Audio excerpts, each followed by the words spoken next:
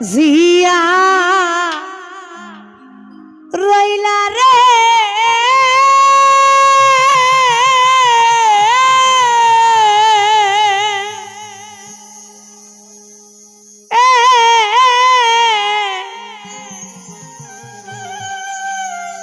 কাউসার চা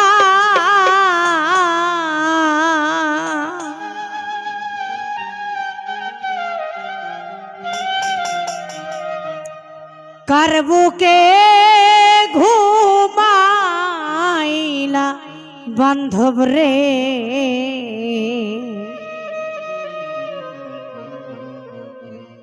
আমার কথা নাই কি তোমার মনে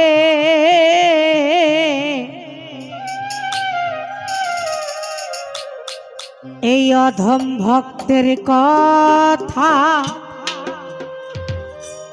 নাই কি তোমার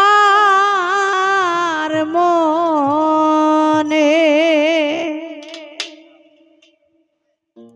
একটা কি কথা দরদি জানেন মানুষের মধ্যে কিন্তু উপর কথাটা আসলো একমাত্র আমার গুরু মালিক জানে আমার গুরুর দিকে নিরিখ রেখে এই গানটি কার প্রেমে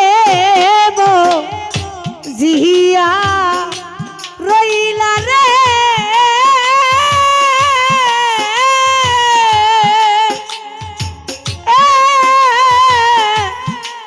কাউসার চান কার বুকে ঘুমাইলা দরদ রে আমার কথা রাইখি তোমার মনে আমার কথা নাই কি তোমার মনে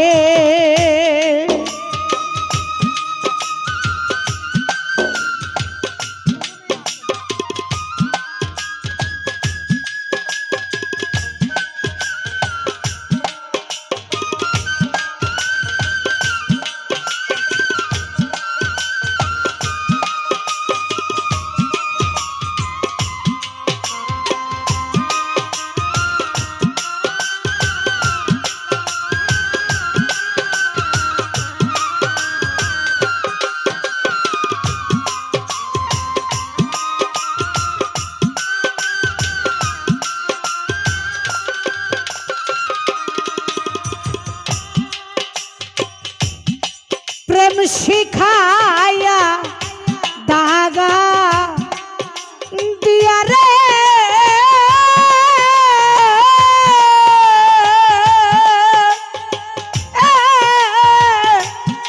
দয়াল চা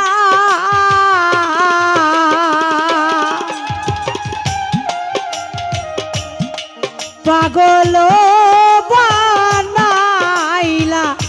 বান্ধব রে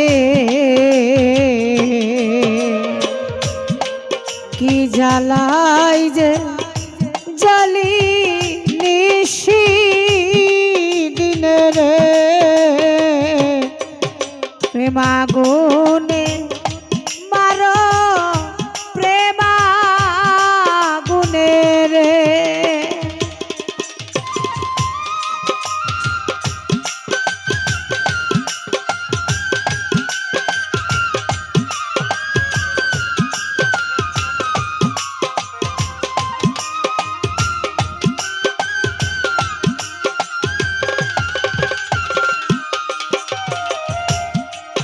প্রেম শিখায়া মায়া দিয়া রে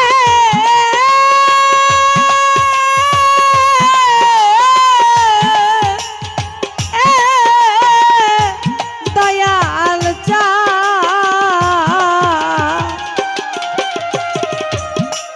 পাগল বানাইলা বন্ধুরে পুরাইয়া কেন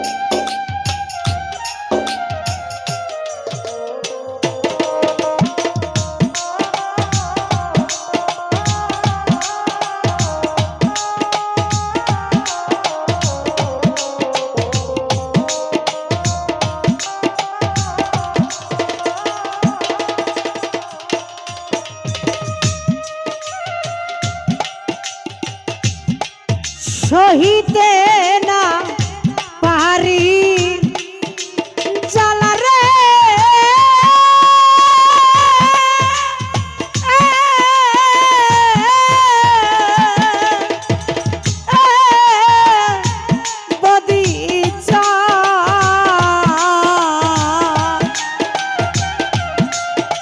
কহিতে না পারি দয়াল রে কি জ্বালাই যে জ্বলি নিশি দিন রে কি জ্বালাই যে জ্বলি নিশি দিন রে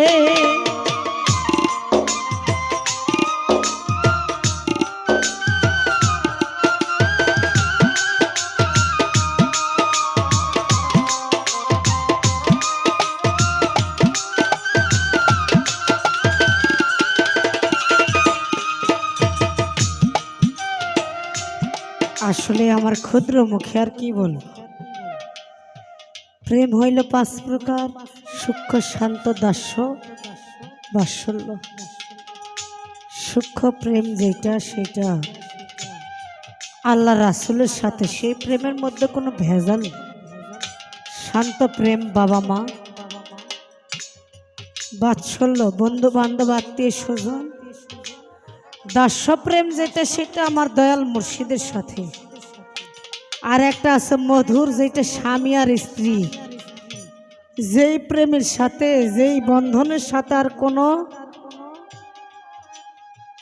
যার উপরে কোনো মধুর প্রেম নেই কিন্তু এখানে সাধক মালিক দেওয়ান একটা গান লিখেছেন মাটির বউল শুনছনি ও শোনা বউ শুনছনি তোমায় নিতে আইছে নাইর যাইবানি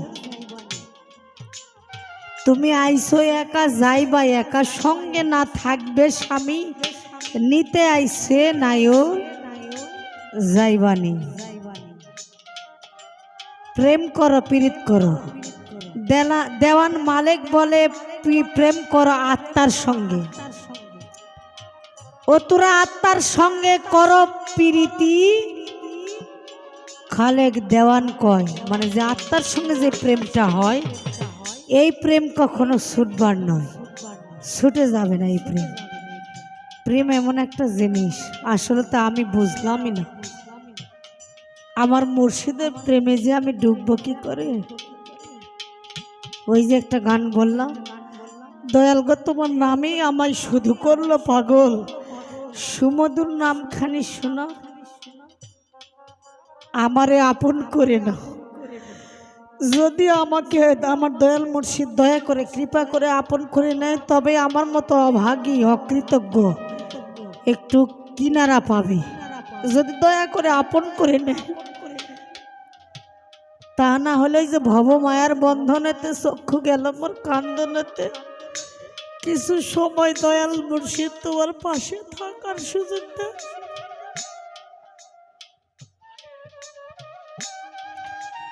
আমি তোমাতে মিশিয়া রব বাজার আমার জন্মের মতো পুরাই আলো আমি তো অজ্ঞান আমি তো অবুঝ তাই যদি আমার দয়াল মুর্শিদ তার প্রেম আগুনে আমারে পুরায় নেয় যেমন একটা স্বর্ণকার যখন স্বর্ণের জিনিস বানায় তখন কিন্তু ওই স্বর্ণটাকে পুরায়া অ্যাসিডে দিয়া কত কি কইরা প্রত্যেকটা স্বর্ণের জিনিসে কিন্তু খাদ আছে কিন্তু এই যে নাকে নাক ফুল এই নাক ফুলে কিন্তু কোনো খাদ থাকে না যদি সেই রকম আমার মুর্শিদ আমাকে পুরায়া একবারে অ্যাসিডে দিয়া যদি খাঁটি করে নেয় তবে আমি মুর্শিদের সঙ্গ ধরতে পারবো 18,000 আলম ঘুমেতে রয়েছে মদন আমারে করায়ও চেতন যদি আমি সেই সময় ঘুমে রই ওগো মুর্শিদ আমার দরদি একটা কথা বলেছে গানের মাঝে গানের সুরে জলে স্থলে অগ্নিতে গেলে তোর মরণ নাই কোনো কালে। দয়াল মুর্শিদ আমার কাউসার চাঁদের নাম নিয়ে যে বসে আছে সরল হয়ে। আমি একটা দরবারে গান করতে গেছিলাম বাজার, ওই দরবারে আমি তখন নতুন গান দিয়েছে নবীয়ত বেলায় সরকারের আগের থেকে গান, কিন্তু আমি তো ওই গান করি নাই। তো যে আমাকে কন্ট্যাক্ট করেছে সেই শুধুমাত্র একটা কথাই বলে চলেছে যে মুর্শিদ নাম যার হৃদয়ে ভরা তার ভরা কখনো যাবে না মারা। সারা রাত্রিতে গান গাইছি, কে গান গাইছে এইটা আমি বলতেই পারি না। এই কথাগুলো কে বললো, এই গানগুলো বললো কে, এটা আমি বুঝতেই পারি না। পরে যায় ওনারা আমাকে বলতেছে যে তুমি তো খুব মিথ্যাবাদী মেয়ে। কেন? তুমি না বললে? আমাকে একটা ঘরে ডেকে নিয়েছিল যে এই মেয়ে তুমি কি এই গান করতে পারবা? আমি বলেছিলাম যে আমি তো এই গান কোনো স্টেজে গাই নাই, যেটা আমি জানি না, এটা আমার বলতে কোনো লজ্জা নাই বাজান। আমি বলেছিলাম যে এই গান আমি কখনো গাই নাই, এই কথাটা বলেছিলাম। এর কারণে আমাকে মিথ্যেবাদী বলেছিল যে তুমি মিথ্যে কথা বললে কেন? তুমি আজকে যে গান গাইছো ওই স্টেজে, আমি এখনো পর্যন্ত 3 বছর গান গাই গুরুদাসপুর থানায়, ওইটাই যে মানিকপুর আছে ওই জায়গাতে 3 বছর গান গাই। আর 3 বছর একই শিল্পীর সাথে মালিক দেওয়ানের সাথে গান গাই। কিন্তু আমাকে মিথ্যেবাদী বলেছিল কেন? যে আমি বলেছিলাম যে আমি এই গান গাইতে পারি নাই। সত্যি বাজান আমি কিন্তু ওই গান জানি না, কিন্তু কোথা থেকে কে এসে গান করেছে, কে কথা বলেছে আমি এটা নিজেও জানি না। যেই ব্যক্তিটা আমাকে কন্ট্যাক্ট করেছিল পরের বছর যায় দেখে ওই ব্যক্তিটা আর বেঁচে নেই, ওই ব্যক্তিটা মারা গিয়েছে। কিন্তু বারবার আমার মাথায় হাত রেখে একটাই কথা বলেছে, একটাই কথা, যে মুর্শিদের নাম যার হৃদয়ে ভরা ওর ভরা কখনো যায় না মরা। ওগো দয়াল, আমি ছোট বড় কিছু জানি না, আমি সবাইকে আমি সম্মান দিয়ে চলতে চাই। আমি বিভিন্ন দরবারে যাই, বিভিন্ন সাধুর সেবায় যাই, বিভিন্ন সাধুর মুখ দর্শন করি, সর্ব জায়গাতেই আমি খুঁজি যে আমার সেই ইহকাল পরকালের মুর্শিদ আমার কান্ডারি কোথায়।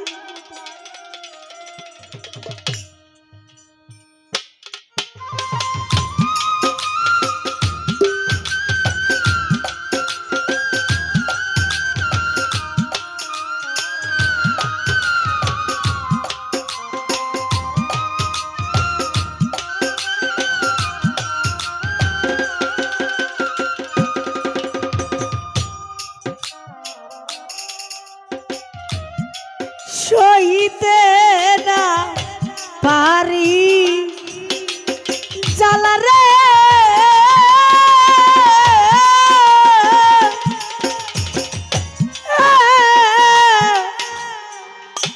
বদি যা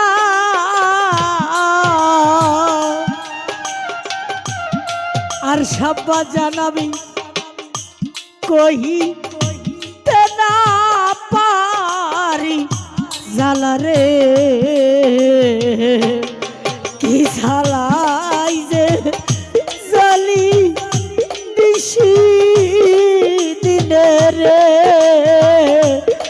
বাজান কি জ্বালাই যে জ্বালি নিশি দিনে।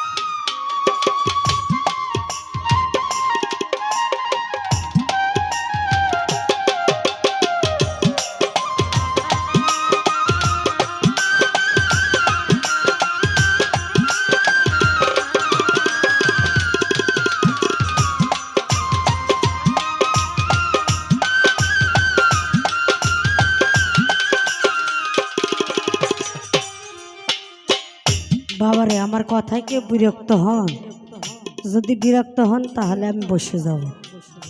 আর সাব্বাজান, এখানে অনেক সাধুগুরু আছে, অনেক বৈষ্ণব আছে, তো বহুদিনের একটা জমানো কথা, আমার বহুদিনের জমানো কথা। আজকে আস্তে আস্তে আজ আমার ছেলের সাথেও গল্প করলাম, সেই কথাটা আজকে আমি প্রকাশ করতে চাই। আশাব্বাজান, যদি আমার যে একটা থাকার আশ্রয় আছে, আমি বলবো না যে ওইটা আমার বাড়ি, কারণ প্রত্যেকটা মানুষের একটা বাড়ি, নির্ধারিত একটা বাড়ি আছে। সেই বাড়িটা কোথায় হবে, কিভাবে হবে, এটা আমার জানা নেই। তো বর্তমান ঠিকানা আমার নওগাঁ জেলা মহাদেবপুর থানা। যদি আমার আশাব্বাজান আমার ওই বাড়িতে চরণ ধুলি দেয়, চরণ ধুলি, আমি নিজেকে অনেক ধন্য মনে করবো। কেননা এটা কোনো আমার আবেগ না,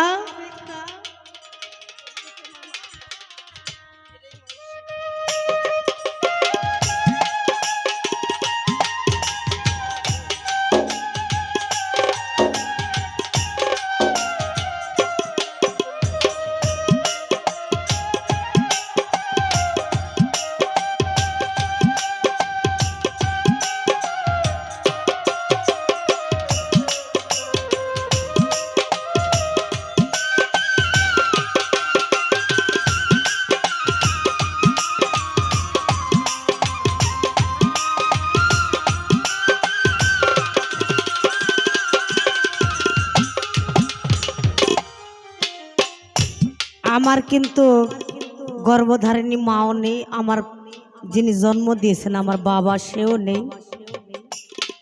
আমার ইহ জগতে চারিপাশে থাকার জন্য আমার কিন্তু কেউ নেই, কিন্তু আছে একজনকে, আমার মুর্শিদ। আমি শত বিপদের মাঝে, শত কষ্টের মাঝেও আমি আমার দয়াল মুর্শিদকে আমি পেয়েছি, এবং সকল বিপদ থেকে আমার মুর্শিদ আমাকে উদ্ধার করেছে, এবং এই একটা নামের উপরই আমি চলি। আজকে আস্তে আস্তে একটা কথা, বহুদিনের চাপা যে কথাটা, জানি না আমার প্রকাশ করাটা ঠিক হবে কিনা। আমার একজন ফুপু আছে, ভান্ডারি ঘরের মুরিদ, মানে কাদরিয়া তরিকের। আমার ওই ফুপুর সাথে সব কিছু আমি শেয়ার করি।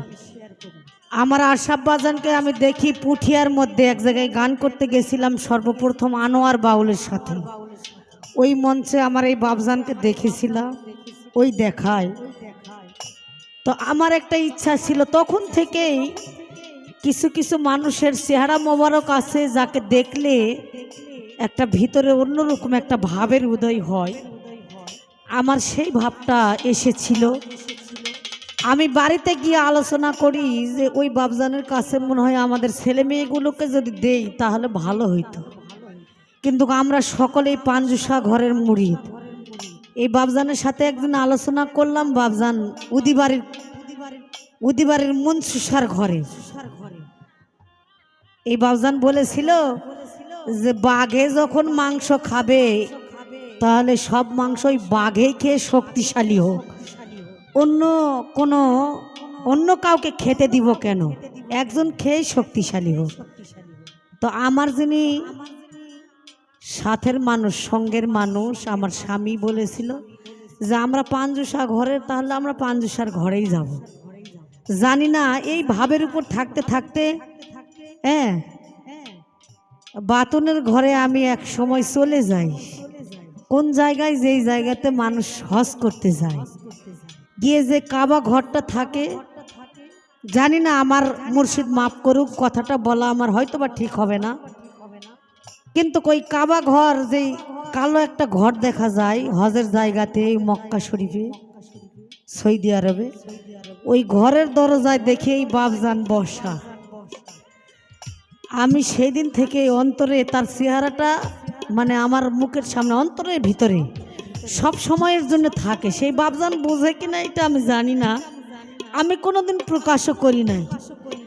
আজকেই প্রকাশ করলাম। কেন? যে আমার এই ছেলেটার সাথে ছিল, যখন এই বাবজান ফোন দেয় যে মা তুমি আসার কথা শুনে আমি ওখানে গান শুনতে যাচ্ছি, তখন আমার এই ছেলের সাথে আমি শেয়ার করি, বাবা এরকম এরকম ঘটনা। তো আচ্ছা ঠিক আছে আম্মা, চলেন তো আগে ওই মানুষটাকে আমার দেখতে হবে। তাই আমি বলতেছি যে একবার দেখলেই তোমার ভালো লাগবে। আমার সে আরশাব বাজান, আমার যে গুরু মাতা, আমার মাতার কাছেও আমি গল্প করেছি যে মা এরকম এরকম ভাব। আমার মাও বলে যে একবার আসতে বলো সেই লোকটাকে। তা আসলে গুরু মালিকের কখন কোন সময় কার মাধ্যম দিয়ে কোথায় উদয় হয় এটা কিন্তু বলা মুশকিল বাজান। হয়তো বা আপনাদের অনেক সময় নষ্ট করলাম। আমার বাবজানের চরণে আমার ভক্তি রাখি, যদি দয়া করে কৃপা করে এই অধম কাঙ্গালের বাসভবনে একবার চরণ ধুলি দেন, তাহলে আমি মনে করব যে আমার জীবনটা অনেকটাই ধন্য হয়েছে। কারণ সবার প্রতি সবার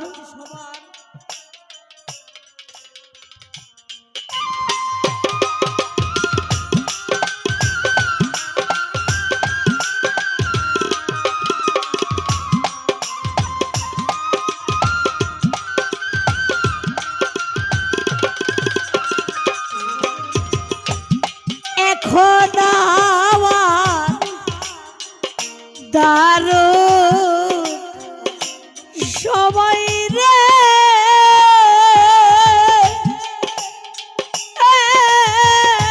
সাদেকুল ভাই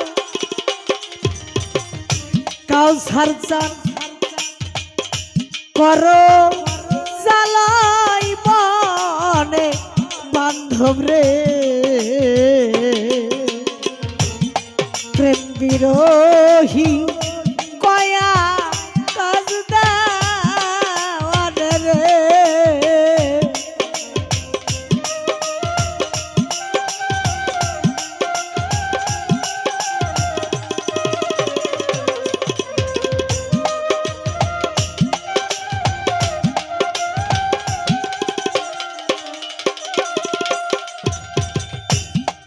এখন আমার দারুণ সময় রে,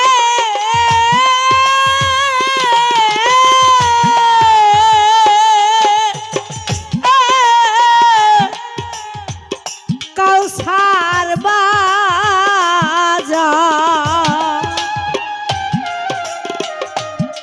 করো জালাই মনে তোমারে, প্রেম বিরোহী কয়া কাজ দেওয়ান রে, প্রেম বিরোহী কয়া কাজ দেওয়ানে,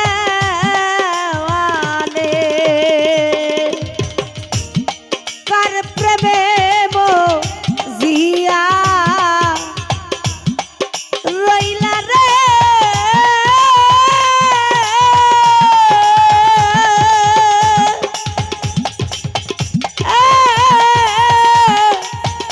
দয়াল চা